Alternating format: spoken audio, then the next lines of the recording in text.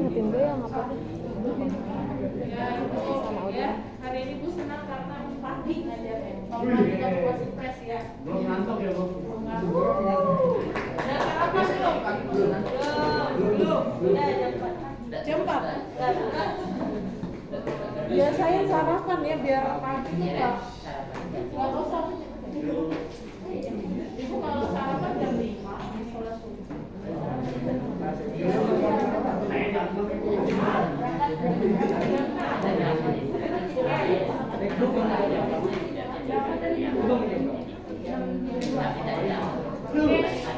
Bisa dimulai ya. Oke, kita pertemuan 10 PH itu ada 2 kali lagi nak, hari ini dan minggu depan. Minggu depan kita bahas soal. Nah hari ini ada 3 materi yang ibu sampaikan, tapi ringan kok. Ya, kemarin kita belajar tentang apa? Pengamarapan Pancasila. Judulnya apa? Pengenalan konstitusi. Konstitusi dalam kehidupan sehari-hari. Nah, konstitusi itu apa? Tahu. Bentuk dan susunan Sebelum atau sesudah berdiri suatu negara. kita konstitusi kita disiapkan sebelum atau sesudah? Nah kemarin ibu ada jelasin kan bentuk konstitusi ya, ada 2 macam ya nak. Iya Bu. Yang pertama itu yang tertulis yaitu undang-undang dan yang tidak tertulis itu konvensi. Konvensi itu adalah tadi berulang-ulang, contohnya pidato presiden setiap tanggal 17 Agustus 17 Agustus pas proklamasi itu konstitusi ya. Nah nanti di PH 3 itu kalian akan ada yang keluar itu pengertian konstitusi, sejarah perubahan konstitusi ya. Yang kemarin tuh sebelumnya masih ingat kan? Kemudian sistematika amandemen undang-undang. Setelah di amandemen ada berapa? Kan ada 170 ayat, 21 bab, 73 pasal, 3 aturan, peralihan 2 aturan tambahan. Itu setelah amandemen undang-undang dasar. Ya, jadi kemarin kita belajar. Kemudian ada pasal-pasal. Pasal-pasal, pengenalan pasal-pasal dalam kehidupan kalian sehari-hari. Ya, yang biasa pasal 27 ayat 1, 2 dan 3. Pasal 28A dan 28B. Kemudian pasal 30, pasal 33, 31, 33, 34. Nah, dari pasal itu akan ibu keluarkan salah satu atau 2. Ada hafalin aja. Ya. Ini kan pasal-pasal yang berhubungan dengan kehidupan kalian sehari-hari. Nah, hari ini kita bahas tentang hubungan Pancasila dan Undang-Undang Dasar 1945. Hubungannya apa? Ada nggak hubungannya? Ada. Kayak ya hubungannya ya. Jadi maka disusunlah kemerdekaan kebangsaan Indonesia itu dalam suatu Undang-Undang Dasar Negara Indonesia yang berbentuk dalam suatu terus berkedaulatan rakyat dengan berasal kepada ketuhanan yang kemanusiaan adil dan persatuan Indonesia kebiasaan dalam serta dengan bentukkan. Ini isi dari apa ini? Pancasila. Bukan Undang-Undang Dasar yang nggak boleh dirubah apa? Yang boleh dirubah adalah batang tubuh ya, sama aturan tadi peralihan itu yang boleh dirubah. Kenapa nggak boleh dirubah? Karena di pembukaan Undang-Undang Dasar itu alinea 1, alinea 2, alinea 3 itu kan alinea keempat itu ada tujuan dan dasar negara. Di situ jika merubah itu sama aja merubah sejarah bangsa ini. Ya betul. Bu, kira-kira amandemen undang-undang bisa bisa dilakukan, bisa saja terjadi dilakukan nanti di amandemen kelima, ya amandemen ke-6. Nah sekarang kita hubungannya apa ya? Ada hubungannya terkait erat hubungannya. Nah, ada beberapa pasal yang menerjemahkan sila-sila ke 1 sampai ke 5. Bahkan tadi pelaksanaannya ibaratnya gitu ya, dari pasal 29 ayat 1 dan 2 itu kan terjemahan dari sila pertama dan merupakan sekaligus pelaksanaannya. Nah makanya Undang-Undang Dasar itu tidak boleh bertentangan dengan Pancasila. Nah di sini kita bahas fungsi Pancasila. Nah nanti juga ini akan Ibu keluarkan fungsi Pancasila sebagai sumber dari segala sumber hukum, sebagai ideologi, sebagai falsafah ya. Nah ini Bu, apa sih fungsi Pancasila sebagai ideologi dan falsafah? Jadi Pancasila itu sebagai landasan pelaksanaan cita-cita dan tujuan berbangsa dan bernegara. Ini disebut ideologi karena pelaksanaan cita-cita dan tujuan berbangsa dan bernegara. Makanya kalau sampai ideologi kita tergantikan oleh ideologi yang lain seperti misalnya komunis atau liberalis, berarti kan cita-cita dan tujuan bangsa tidak terlaksana, itu enggak? Betul. Kayak konstitusi kita kan berubah pada saat RIS, itu kan tujuan dan cita-cita negara juga akhirnya berubah. Pancasila nggak berubah, tapi berubah. Undang-undangnya berubah. Ya, undang-undangnya berubah, bukan Undang-Undang Dasar 1145 lagi, tapi UUDS 1150. Artinya konstitusi kita, tujuan dan cita-cita kita tadi berubah. Makanya Pancasila itu dijadikan sebagai ideologi dan falsafah. Kenapa dijadikan ideologi dan falsafah? Karena tadi sebagai cita-cita dan tujuan berbangsa dan bernegara. Gak boleh digantikan dengan yang lain. Nah, Pancasila juga sebagai sumber dari segala. Kenapa disebut sumber? Nah, peraturan perundang-undangan itu tidak boleh bertentangan dengan nilai-nilai Pancasila. Itu maksudnya sumber dari segala sumber hukum itu. Nanti PPT-nya Bekasi. Kayaknya udah Bekasi ya? Belum ya? Ada yang nyimpen nomor ibu nggak? Diping aja. Jadi kamu tinggal dengerin aja, jangan jadi nanti kamu gak konsentrasi nulis sambil ngedengerin tuh gak konsentrasi. Kemudian ada tadi payung keberagaman. Kenapa kok disebut payung keberagaman? Karena Pancasila itu adalah titik temu atas keberagaman warga negara Indonesia.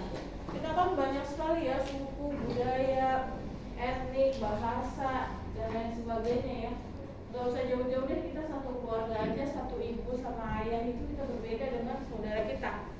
Ya nggak? Berbeda pendapatnya. Apalagi tadi kita bermacam-macam suku, bermacam-macam budaya, bermacam-macam latar belakang, ya kan? Tapi kita disatukan dengan yang namanya Pancasila sebagai tadi payung keberagaman kita, bahwa kita berbeda-beda tetapi tetap satu tujuan. Nah itu fungsi Pancasila.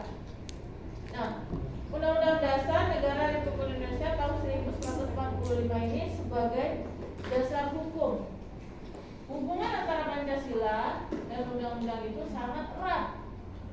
Kenapa sangat erat? Karena pembukaan undang-undang tidak bisa diamandemen seperti batang tubuh dan penjelasan. Nah, kita dapat menunjukkan beberapa pasal dalam Undang-Undang Dasar 1945 untuk menggambarkan pasal-pasal yang dirumuskan terkait erat yang tadi dengan 5 sila Pancasila. Misalnya pasal 29 merupakan terjemahan dan sekaligus pelaksanaan sila pertama. Kemudian pasal 34 itu terkait sila kedua. Nah, 34 ini bisa sila kedua dan sila ke-5. Pasal 28A sampai J itu sila kedua. Nah, pasal 25 tentang wilayah itu terkait sila ke-3. Pasal 4, 5, 6, 64, 7, 7A, 7B dan pasal 8 sampai 16 itu tentang MPR terkait dengan sila ke-4. 33 dan 34 itu tentang perekonomian sosial itu terkait sila ke-5. Jadi ada nggak sih hubungannya Pancasila dengan Undang-Undang Dasar? tabel di sini hubungan Pancasila dan Undang-Undang Dasar Negara Republik Indonesia tahun 1145. Nah ini sebenarnya tugas, tapi ini Ibu kasih contoh biar kamu jelas bahwa ada hubungannya Pancasila dan Undang-Undang Dasar. Nah, bisa jadi terjemahan. Nah, misalnya sila pertama ketuhanan yang maha esa. Pasal dan ayat yang menunjukkan sila pertama itu apa? Pasal 9 ayat 1 kan? Negara berdasarkan atas ketuhanan yang maha esa. Pasal 29 ayat 2, negara menjamin kemerdekaan pihak-pihak bertugas untuk memeluk agamanya masing-masing dan untuk beribadat menurut agamanya dan kepercayaannya itu. Nah, penjelasan hubungannya apa, Bu? Pasal 29 ayat 1 dan 2 menggambarkan sila pertama terkait erat dan merupakan terjemahan dan sekaligus upaya pelaksanaan sila pertama. Itu hubungannya. Bisa dipahami ya? Ini kita pakai ini masih banyak nih. Oke, lanjut ya Nak ya. Jadi ada hubungannya Pancasila dan Undang-Undang? Ada. Nah, kalau ditanya hubungannya apa? Ya hubungannya terkait erat. Misalnya akan menjelaskan pasal 29 ayat 1 dan 2 itu menggambarkan terjemahan dan pelaksanaan sila pertama, ya kan? Itu kan sila-sila yang berkaitan dengan kehidupan kalian sehari-hari itu kan pasalnya pasal 27, pasal 282J, betul nggak? Betul. Kayak misalnya hak asasi manusia, kita sering sekali itu di kehidupan kita sehari-hari itu sering terjadi pelanggaran hak asasi manusia. Nah, pelanggaran hak asasi manusia itu bisa jadi besar, bisa jadi kecil. Ada yang kecil, ada yang besar. Nah, bisa terjadi besar karena menyepelekan hal yang kecil. Contoh misalnya gini, kamu tuh kalau bercanda sama teman suka ngomong anjing, misalnya ya, mohon maaf ya, sering ibu dengar seperti itu, bener nggak sih? Betul nggak? Betul. Nah itu nggak sesuai dengan sila kedua, kemanusiaan yang adil dan beradab. Itu kan sama aja kayak membuli, mengata-ngatai, tidak menghormati orang lain. Itu enggak. Gini loh, kalau kamu ngomong kasar itu bayangkan saja itu untuk diri kamu sendiri. Kayak kamu berbuat baik itu sebenarnya bukan untuk orang lain, untuk diri kamu sendiri. Atau misalnya gini, kamu punya mbak-mbak di rumah ya, ada emang beberapa orang itu yang nggak semuanya sih. Jadi mbaknya kitanya misalnya makan ayam, si mbaknya kamu kasih ikan asin, misalnya akan ada nggak yang seperti itu? Ada, karena tadi menganggap rendah orang lain. Memang dia kerjaan yang membantu, tapi kan hak derajatnya sama, hanya tadi yang berbeda itu apa? Pekerjaannya saja. Nggak ada yang manusia di dunia ini yang hina, nggak ada. Tetapi banyak sekali hal-hal yang seperti itu, kayak kamu main sama teman pukul kepala, ya kan? Iya nggak sih? Ya. Nah itu bentuk tadi kemanusiaan yang adil dan beradab itu kurang sekali. Dalam agama juga kan kita dilarang seperti itu, harus saling menghormati. Nah kenapa bisa terjadi hal yang besar, misalnya pelanggaran hak asasi manusia yang besar? Karena biasa melakukan hal yang kecil, ya nggak sih? Terus akhirnya ketika dia merasa kayak ngebos kayak gitu, terus udah misalnya dia punya jabatan, berani memerintah dan lain sebagainya, orang bawahan bukan dijadikan partnernya, dijadikan apa? Ya memang bawahannya. Karena tadi kebiasaan dari hal-hal yang kecil seperti itu. Dan kebanyakan kita ini nggak sadar bahwa kita ini sebenarnya telah melanggar hak asasi orang lain, gitu loh. Betul nggak seperti itu? Nah, itu kan pasal 28A sama J itu tentang hak asasi manusia itu sering kali terjadi di kehidupan kita sehari-hari. Atau pasal 27 ayat 1 tentang kita ini sama di dalam hukum. Tapi kenyataannya di kehidupan kita sehari-hari ya itu hukum itu tajam ke bawah, tajam ke bawah, tumpul ke atas. Artinya maling ayam sama koruptor itu, maling ayam bisa hukumannya 5 tahun, koruptor bisa. Atau kita sekarang lihat kasus Sambo itu sangat berbelit-belit, iya kan? Berbelit-belit sekali. Coba kalau orang biasa. Atau kita lihat Rizky Bilar sama Lesti Kejora, Itu kan masuk udah hukum pidana ya. Masuknya pidana, udah jelas ada bukti di CCTV dia melakukan KDRT. KDRT itu bukan perdata ya. Kalau perdata itu persoalan apa Bu? Perdata itu kayak kita misalnya perceraian itu perdata. Atau pencemaran nama baik itu perdata, itu bisa kita tarik ya. Tapi prosesnya tetap berjalan. Tapi kalau ditarik dia nggak kena penjara. Tapi kalau pidana itu sanksinya, punishment-nya ya penjara. Karena dia udah melakukan fisik loh. Pidana itu kayak membunuh ya, kayak Sambo itu membunuh, atau misalnya narkoba, korupsi itu bukan perdata tapi pidana. Tapi kalau hutang piutang itu perdata, nggak bisa dipidanakan. Bu, kasus perdata bisa nggak ke pidana? Nggak bisa. Pidana ya pidana, perdata ya perdata. Bisa jadi misalnya Lesti Kejora itu pidana KDRT, terus perceraian ya perdata. Itu KDRT ini kan masalah tadi kekerasan dalam rumah tangga ya. Nah itu awalnya kan dari bermain kasar, dari bermain biasa-biasa aja, terus jadi kebiasaan, jadi karakter, jadi seperti itu ya. Jadi main lu biasa gitu, terus akhirnya dia kayak gitu. Nah itu makanya dimulai dari diri kita sendiri, menyadari bahwa hal seperti itu tidak boleh dilakukan.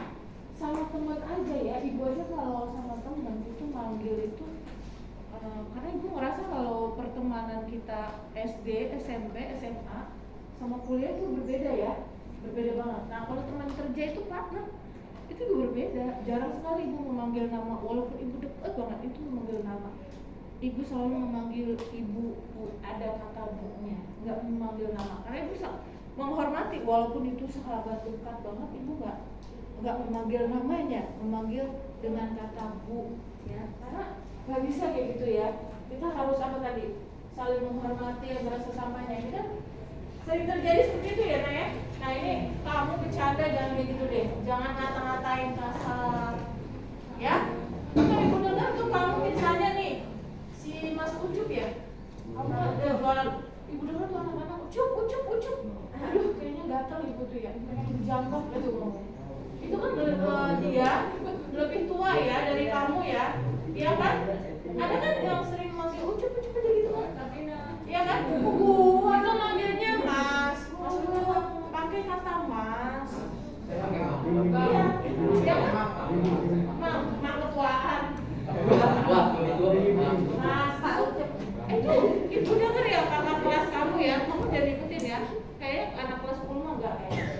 Enggak ya? Itu alasannya, aduh ibu gerah banget. Ibu aja yang lebih tua dari dia Mas. Itu ya. Nah, sopan santun itu kayak hormat menghormati itu harus dilakukan karena habis ini kita belajar norma ya. Nah, lanjut ya.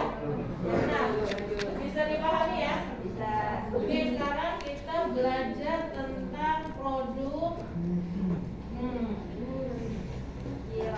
Nah, produk. Nah, ini nanti juga di PH juga kamu ngurutin tata urutan perundang-undangan ya. Produk perilaku perundang-undangan. Ya, mana yang itu? Oke.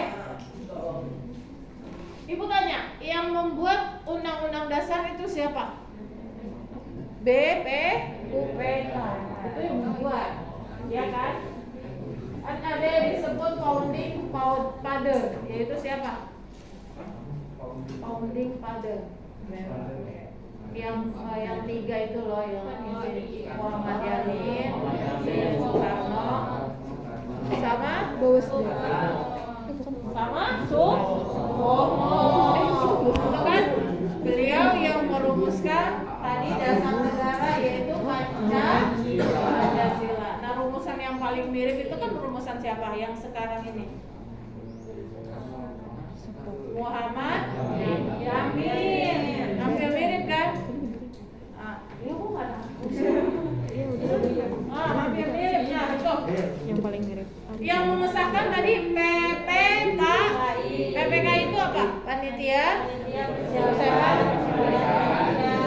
Nah, kita sudah bahas tentang pengertian konstitusi. Konstitusi itu apa sih, Bu? Konstitusi itu tadi susunan tatanan sebelum atau berdirinya suatu negara. Kita kan sebelum kita proklamasi 17 Agustus, konstitusi kita udah siap. Tadi tadi dasar negara kita udah siap, undang-undang kita sudah sih, tinggal tadi pelaksanaannya, ya. Makanya undang-undang dasar itu berlaku setelah tadi 18 Agustus 1945 setelah proklamasi. Nah, tapi di 18 Agustus itu juga kan terjadi perubahan 7 sila berapa yang dirubah? Nah, sekarang ini masih banyak yang belum ikhlas dengan perubahan sila pertama. Masih mengharapkan bahwa negara ini berdasarkan syariat Islam. Masih ada, Bu? Masih ada yang belum puas dengan hal tersebut, ya kan? Masih ada, Bu, yang ingin menjadikan negara ini syariat Islam? Ada. Banyak. Nah, makanya kita tidak boleh berubah lagi. Pancasila itu udah yang paling benar deh, ya. Bukan berarti kita ketuhanan yang Maha Esa, bukan berarti kita mengakui 5 agama itu. Setiap orang itu harus punya agama, ya. Kayak misalnya kita fanatik sama Islam, ya udah kita fanatik percaya sama Islam, ya. Kayak misalnya kamu non muslim, ya nak, ya, non muslim. Iya. Nah, percaya sama agamanya masing-masing. Itu artinya tadi pasal 29 ayat 1 dan ayat 2 itu kita diperintahkan untuk pasal ini ya, ayat 1 itu untuk beragama. Bu, kayak misalnya agama yang diakui di Indonesia ada berapa sekarang? Nah, ada nggak di sini yang kepercayaan, aliran kepercayaan? Beragam kepercayaan, ya. Nah, itu di KTP itu kan mereka bingung, ya.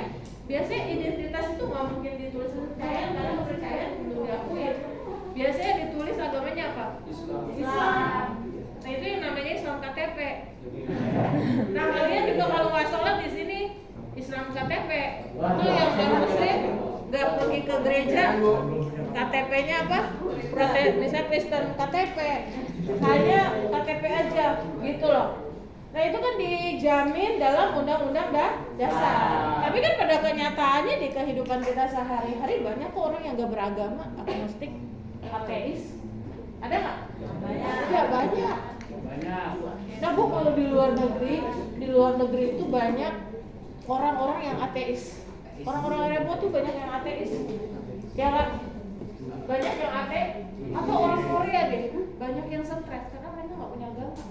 Orang Jepang deh, mereka pintar tapi mereka nggak punya agama, ya nggak sih?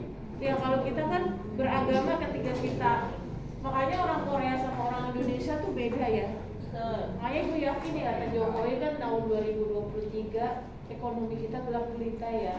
Nah, ibu yakin ya kalau kita semua di Indonesia ini orangnya beragama semua, ada percaya dan yakin kekuasaan Allah. Itu boleh aja memprediksi, tapi orang Indonesia nih semuanya kan beragama. Doanya yakin, ya. Iya kan? Coba deh orang kita nih yang beragama sama orang yang gak beragama kan beda. Itu kita lebih bahagia beragama daripada orang yang gak beragama. Mereka bingung mau kemana, ya kan? Emang mati, habis itu mati aja gitu aja, ya nggak sih? Nah itu orang beragama sama orang yang tidak beragama itu berbeda, lebih yakin, lebih percaya bahwa ketika kita ada masalah ada Allah, ada Tuhan. Oke? Sekarang kita tadi kan sudah Ibu yang mengesahkan itu tadi PPKI. Kalau yang merubah dan menetapkan undang-undang dasar siapa? Siapa? Kok ragu-ragu sih? Siapa? MPR. Kan yang merubah dan menetapkan undang-undang dasar itu MPR. Apa yang dirubah? Batak tuh? Kenapa ragu-ragu? Ya? Kalau nggak usah ragu-ragu, MPR. Nah, kamu di mana ya? Kamu di SMP udah dikasih pelajaran pembagian kekuasaan belum? Belum. Udah kali pembagian kekuasaan secara horizontal dan secara vertikal. Pembagian kekuasaan secara konstitutif. MPR ada 6 sekarang itu. Dulu kan pembagian kita kan menganut teori Montesquieu, ya, yaitu teori itu, ya. Ada legislatif, ada eksekutif, ada yudikatif. Nah, kalau dulu kan legislatif itu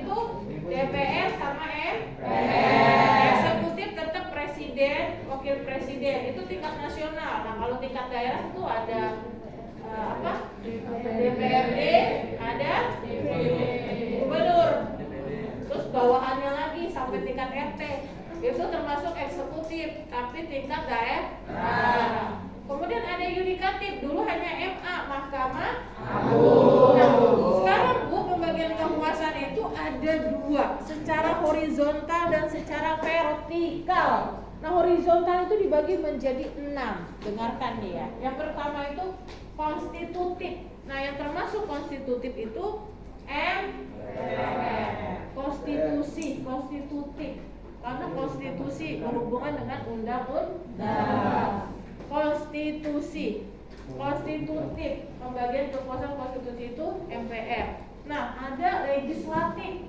Legislatif itu siapa? Yang membuat undang-undang? DPR dan DPD. Itu perbedaannya apa sih? Kalau DPR dan DPD sama-sama membuat undang-undang, tapi DPD untuk daerahnya masing-masing. Setiap wilayah itu kan ada DPD-nya. Bukan, ada beberapa itu membuat undang-undang tentang daerah. Karena amanat dari amandemen undang-undang itu salah satunya juga tadi pembagian wilayah. Ada otonomi daerah.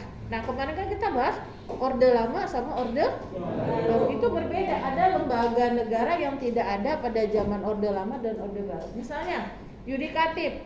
Dulu kan hanya MA, Mahkamah Agung. Nah, Mahkamah Agung ini adalah lembaga tertinggi peradilan di Indonesia. Wow. MA. Bu, kalau orang berkasus misalnya, Bu. Orang berkasus nih, Bu. Ya. Kalian pernah dengar ada amnesti? Ya. Ada rehabilitasi? Ya. Harus minta ke siapa? Tugasnya presiden sebagai kepala negara kan? Ada di undang-undang. Ya. Itu tertinggi. Jadi gini, kalau orang misalnya bermasalah berkasus dia, Sambo misalnya, itu di pengadilan negeri dulu. Di setiap daerah itu pengadilan negeri.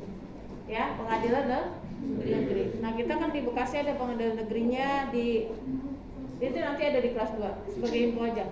Nah, kalau udah misalnya kamu sering dengar banding ya. Itu banding ke pengadilan mana? Tinggi itu ada di provinsi. Terus dia nggak puas juga nih kayak Saiful Jamil nih. Udah banding, udah pengadilan tinggi. Dia pengen PK, peninjauan kembali atas kasusnya ini. Nggak terima dengan memang boleh karena sesuai pasal 27 ayat 1 setiap orang berhak mendapatkan keadilan hukum yang sama. Boleh ya pasal 27. Kemana PK itu? Presiden. Kok langsung presiden? Mahkamah Agung. Bu, ada lagi lebih tinggi. Minta kok DPR? Presiden. Udah, habis itu ada lagi. Rehabilitasi misalnya ada kan sering dengar mau direhab, itu peninjauan dulu MA terus ke presiden. Itu prosesnya panjang. Minta rehab juga rehabilitasi. Jadi seperti itu. Bu, minta keadilan, keadilan Allah. Ya. Tuh. Jadi di sini produk peraturan perundang-undang yang paling tinggi ini adalah undang-undang dasar yang dibuat oleh MPR. Nah, 2, 3, 4, 5 dan 6 dan 7 ini membuat undang-undang tidak boleh keluar jalur dari ini. Ya, nggak boleh keluar. Misalnya di Batang tuh ada berapa bab sih di amandemen? 21 bab. Ada berapa ayat? 100. Ada berapa pasal? 73 pasal. Ada berapa ayat? 100. Nah, dari batang tubuh itu ya membuat undang-undang. Misalnya dia membuat undang-undang tentang dinas sosial kan ada ya? Iya kan? Menteri Risma, Bu Risma menteri apa tuh namanya? Menteri apa? Bu Risma? Ya Allah, menterinya nggak tahu. Nyidah. Hah? Oh nyidah. Bu Risma itu menteri apa? Sosial kan? Menteri Sosial. Nah itu memang di undang-undangnya ada pasal 34 fakir miskin dan anak terlantar dipelihara oleh negara. Makanya ada dinas sosial. Karena tadi amanat dari undang-undang. Bu di tempat saya yang di sini nggak terjamah, tapi kita nggak bisa juga menyerahkan semuanya kepada negara. Ya nggak bisa juga lah, amanat undang-undang. Apa yang bisa kita lakukan? Misalnya kamu nih ada saudara yang kekurangan, kamu punya makanan, ya kasih, berikan. Atau misalnya gini, yang non muslim ya, memberikan, punya tetangga gitu. Muslim misalnya kekurangan, boleh nggak memberi? Boleh, nggak masalah, nggak ada masalah. Kalau kurang, yang nggak boleh itu kalau kita mengucapkan selamat Natal, itu nggak boleh. Masalahnya akidah. Tapi kalau kita bermuamalah boleh, tapi nggak masalah. Muslim memberikan kepada non muslim boleh, non muslim memberikan makanan kepada kita boleh, sepanjang itu makanannya halal, kecuali bisa tidak halal. Ya yang tidak boleh tadi masalah akidah. Ya kan? Sebenarnya juga orang muslim juga non muslim yang tidak mengucapkan lebaran sama kita nggak ada masalah juga. Kita juga nggak mengucapkan, nggak ada masalah ya nak ya? Nggak ada masalah. Yang penting tadi kita kehidupannya tadi tentram, tidak boleh mengganggu.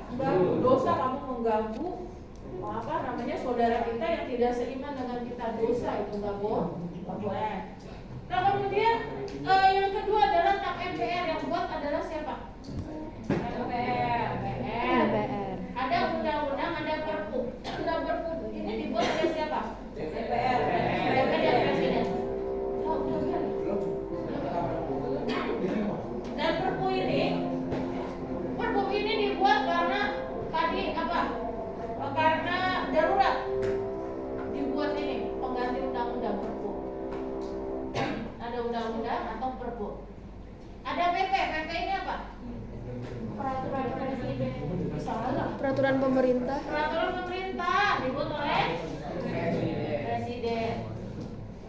Kemudian ada perpres, ada yang buat adalah presiden. Nah ini undang-undang ini perpu, misalnya nih DPR buat RUU ya, buat rancangan undang-undang. Jadi undang-undang sebelum diusahakan namanya RUU. Nah ini disahkan oleh presiden. Atau presiden membuat RUU misalnya. Itu nanti kan dengan pendapat oleh DPR. Nanti kalau DPR nggak mengesahkan ya RUU-nya nggak jadi. Sering kan kalian misalnya gini, RUU Sisdiknas, ya Pak Nadiem membuat RUU Sisdiknas. Si Nadiem ini anggotanya siapa? Presiden kan, eksekutif kan.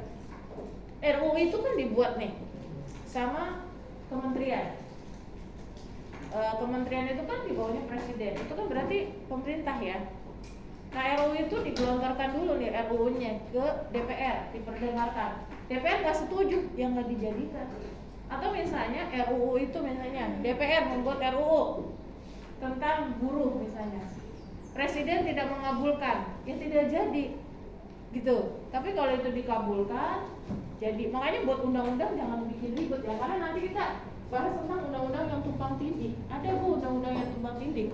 Harusnya kan undang-undang itu sinkron ya, antara PP sama Perda itu harus sinkron. Tapi ada undang-undang yang dibuat nggak sinkron antara pusat dan daerah, makanya namanya undang-undang tumpang tindih. Bukan menjelaskan lebih detail undang-undang itu, tapi malah tumpang tindih, nggak sinkron. Ada undang-undang ada, tapi itu ibu nggak keluarkan di dalam PH, sulit ya. Sulit. Kemudian ada perpres ini yang buat adalah presiden. Ada perda provinsi, DPRD bersama gubernur atau gubernur yang buat. Jadi kalau tadi gubernur bikin perda, itu nanti disetujui nggak sama DPR? Atau DPR membuat undang-undang, nanti yang menyetujuinya gubernur setuju nggak? Baru kalau setuju, ya dijadikan undang-undang. Jadi antara DPR, antara presiden dan DPR itu sekarang sudah seimbang, nggak kayak dulu. Saling apa ya? Nggak ada yang lebih tinggi, nggak ada yang lebih, semuanya sama, sejajar. Posisinya sejajar. Jadi saling presiden atau pemerintah membuat RUU ini disahkan oleh DPR. Kalau DPR nggak setuju ya udah.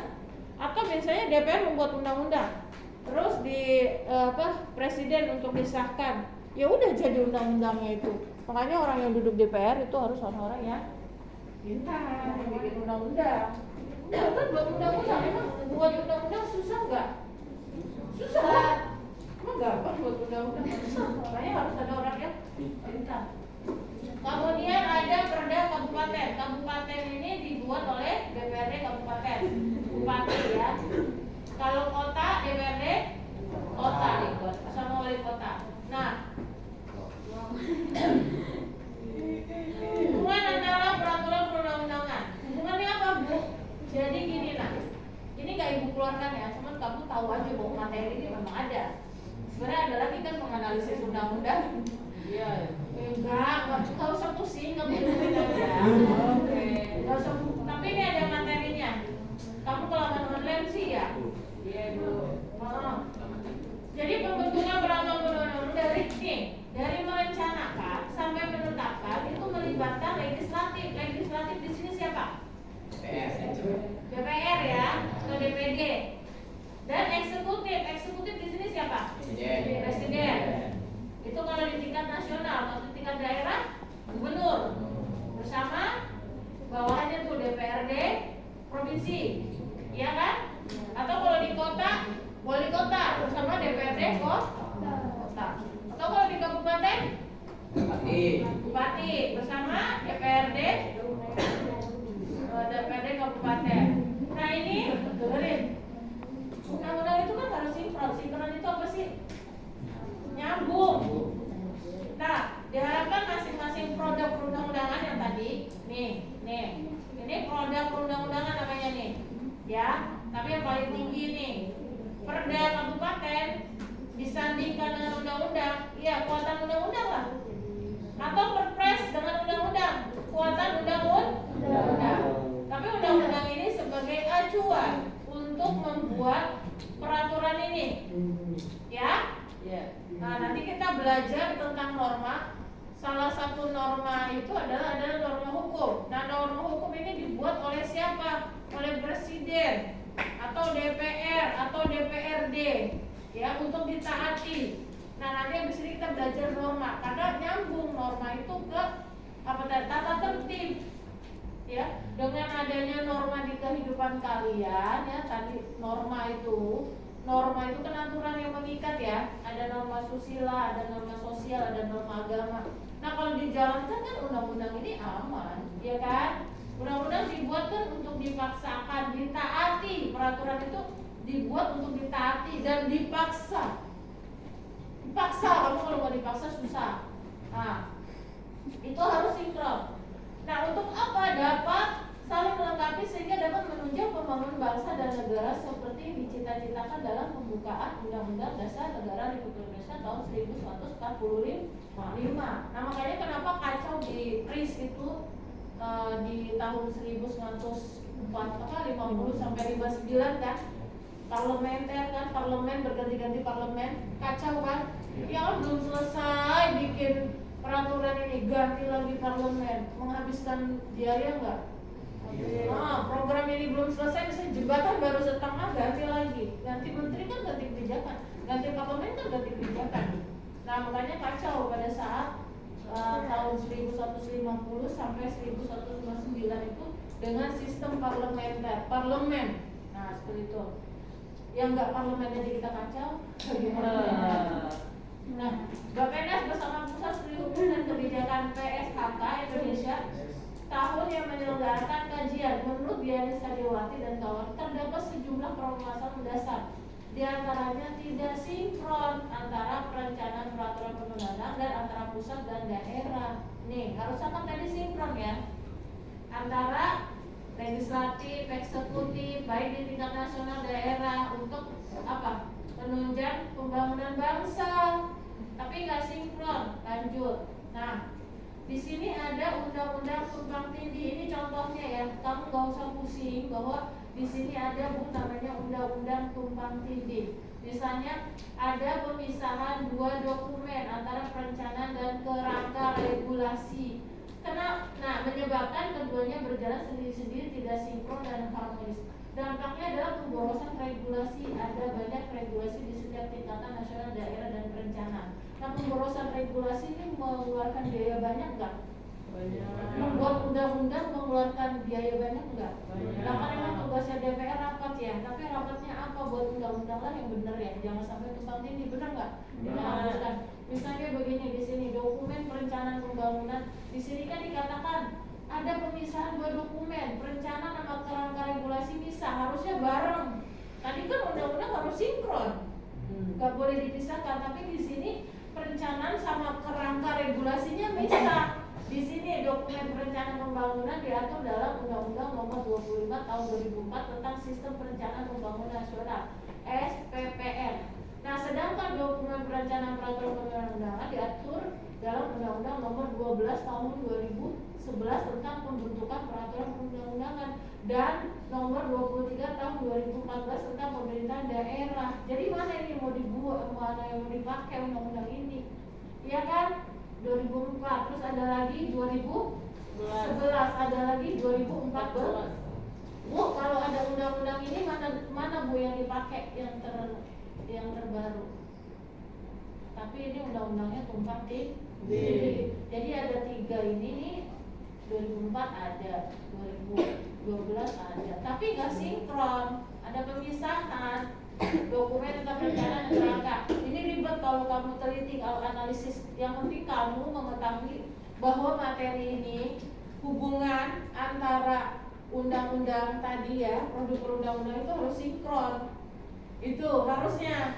Tapi ada undang-undang yang tidak sinkron. Nah, ada lagi tidak sinkronnya antara perencanaan dan pembangunan dan legislasi. Nah, di sini ada dokumen perencanaan pembangunan dan dokumen perencanaan legislasi periode 2015 sampai 2019. Nah, di sini ada 70 rancangan undang-undang. 70 RUU. Berarti itu kan banyak banget kan itu? Menghabiskan waktu, menghabiskan tenaga, menghabiskan biaya enggak? Ya, pemborosan kan? Pemborosan regulasi. Pokoknya nggak efektif lah kerjanya ya. Nah, dalam usulan RPJPM Rencana Pembangunan Jangka Panjang Nasional dan Prolegnas 2015 dan 2019 hanya 3 RUU. Jadi 73 RUU, bayangin yang disahkan. Ngapain itu ya? Iya kan? Mending kalau RUU-nya setipis kayak upil gini. RUU-nya banyak gitu. Sampai mau baca coba. Ya kan? Iya, Bu. Bukan Bu, tugasnya DPR kan rapat-rapat dulu. Gitu ya. Ada nggak yang di sini mau jadi anggota DPR? Bagus, bagus. Memang seperti itu.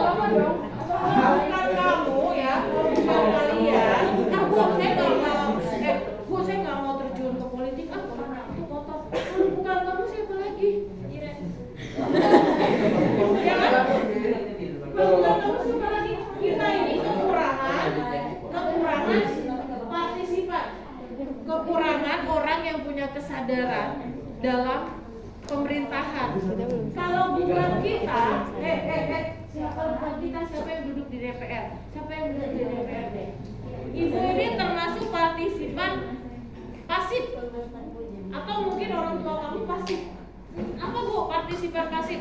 Ibu punya kesadaran dalam pemerintahan, tapi ibu hanya sebatas ketika ada pemilu, ibu nyoblos. Mungkin orang tua kamu di situ, itu disebut partisipan pasif. Nah, kalau aktif gimana Bu? Kamu bisa jadi pengamat politik, bisa.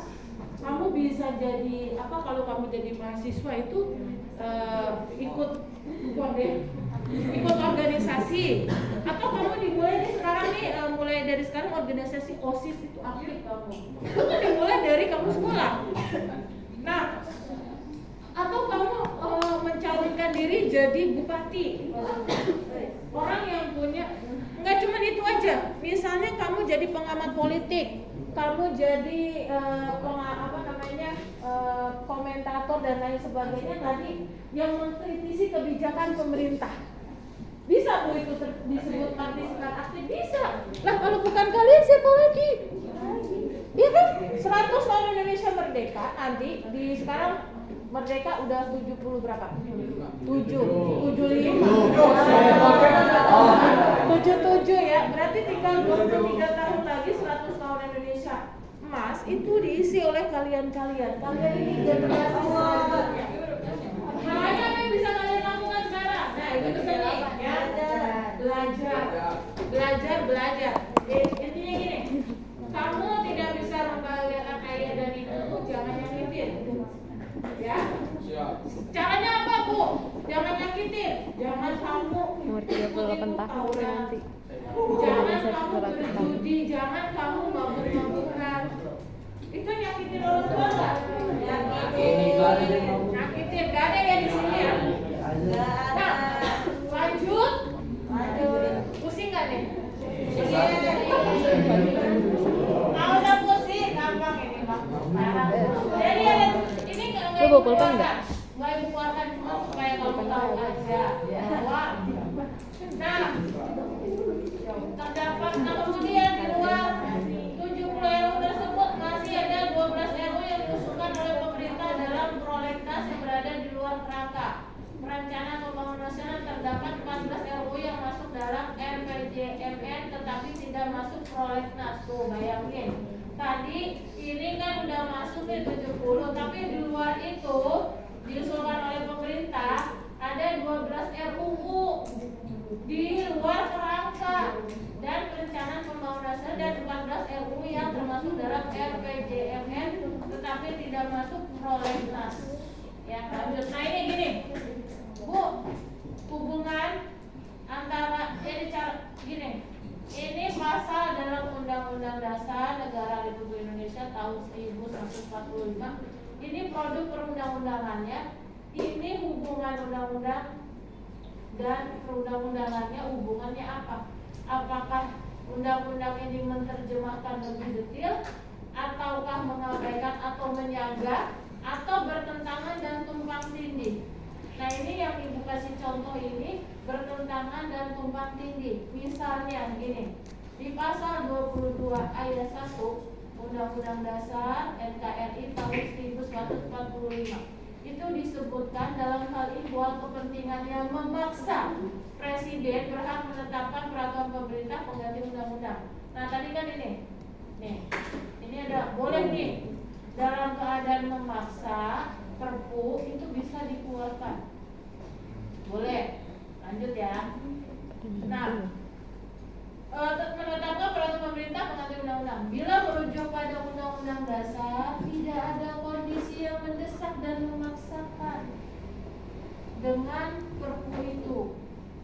Di sini dikatakan Direktur Jenderal Pajak berwenang mendapatkan akses informasi dari perbankan. Sedangkan kita ketahui bahwa di undang-undang, bukan undang-undang dasar, di undang-undang pasal 40 ayat 1 undang-undang tahun 1998 tentang perbankan menyebutkan setiap nasabah harus dilindungi kerahasiaan datanya oleh bank. Ini bertentangan nggak? Bertentangan, ya kan? Kemudian Undang-Undang 16 tahun 2019 tentang ketentuan umum dan tata cara perpajakan dalam pasal 34 ayat 1 disebutkan petugas pajak, ini bukan pajak, petugas pajak dilarang mengungkapkan kerahasiaan para wajib pajak. Bertentangan nggak? Berarti dia nggak paham ya bikin undang-undang itu ya? Merosot regulasi nggak? Ya. Itu makanya kalau kalian tadi, Bu, saya nggak mau Bu duduk di pemerintahan. Siapa lagi kalau bukan kalian? Nah ini kalian harus belajar, ya. Ibu doakan kalian jadi bupati, gubernur. Pesan ibu satu ya. Ini salah kan? Ini udah Ibu bilang Garido kalau itu kalau kalian tadi korupsi, Ibu kalau Garido. Ingat ya, kalian harus tanggung jawab, disiplin, ya, jujur. Kalau kalian tadi korupsi, aduh balikin lagi ilmu ibu deh ya. Nggak boleh ya, nggak pesan ibu itu. Nah, lanjut ya, sudah bisa dipahami nak? Sudah, oke. Kita lanjut ke masih ada materinya lagi tentang norma. Aduh. Nah, norma itu apa sih? Aturan. Terus apa lagi? Itu tuh, aturan atau ketentuan yang mengikat warga kelompok dalam masyarakat. Dipakai sebagai apa nak? Panduan, tatanan, dan sesuai dan berterima. Dalam makna ini aturan yang berlaku yang kedua itu ukuran atau kaidah yang dipakai sebagai tolak ukur untuk menilai atau memperbandingkan sesuatu. Itu artinya norma. Jadi norma itu memiliki dua makna, aturan, ketentuan yang mengikat warga kelompok masyarakat, dipakai sebagai panduan, tantangan dan pengendali tingkah laku, atau ukuran atau kaidah dipakai sebagai tolak ukur untuk menilai atau memperbandingkan sesuatu. Nah, dari dua makna ini menurut kalian yang paling gampang yang mana? Yang satu ya, aturan yang mengikat warga kelompok masyarakat dipakai. Nah, ada apa jenis norma? Nah, ada norma susila. Nah, norma susila ini norma apa? Aturan pergaulan dalam masyarakat yang bersumber dari hati manusia, yang berkaitan dengan pemain baik dan buruk yang ada dalam kehidupan masyarakat. Seperti misalnya pergaulan para pria dan wanita, ya. Kalau kita sering terjadi tindakan asusila berarti tindakan yang tidak baik, tindakan yang menyeleweng, yang tidak sesuai dengan norma susila. Harusnya kan norma susila itu tadi antara pergaulan pria dan wanita bagaimana? Seharusnya gimana? Baik. Iya. Ya, kalau dalam Islam kan tidak boleh kita